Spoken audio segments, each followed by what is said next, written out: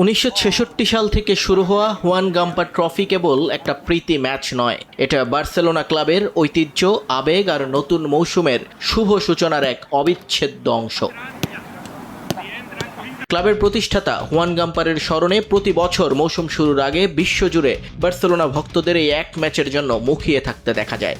অতীতে বিশ্বের বাঘা বাঘা অনেক ক্লাবকে এখানে আমন্ত্রণ জানানো হলেও এই প্রথমবার মধ্যপ্রাচ্য বা আরব বিশ্বের কোনো ক্লাবকে মর্যাদাপূর্ণ ট্রফিতে খেলার জন্য আমন্ত্রণ জানালো বার্সেলোনা।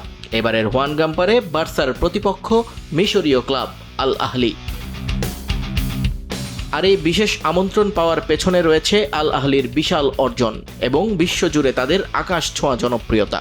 শতবর্ষের বেশি সময় ধরে চলা এই ক্লাবটি আফ্রিকার মাটিতে যেমন ফুটবলের বরপুত্র, তেমনি ফিফা ক্লাব বিশ্বকাপে ইউরোপীয় জায়ান্টদেরও বহুবার কাঁপিয়ে দিয়েছে। মিশরের এই লাল ঘরের দলটির ট্রফি ক্যাবিনেট সমৃদ্ধ রেকর্ড সাফল্যে। বার্সেলোনার মাঠে স্বাগতিকদের বিপক্ষে তাদের এই লড়াই নিছক কোনো প্রীতি ম্যাচ নয়, বরং মহাদেশীয় ফুটবলের দুই ভিন্ন সংস্করণের এক রোমাঞ্চকর মিলন মেলা। ইউরোপ আর আফ্রিকার দুই পরাশক্তির এই দ্বৈরথ দেখতে এখন থেকেই টিকিটের জন্য হাহাকার শুরু হয়ে গেছে।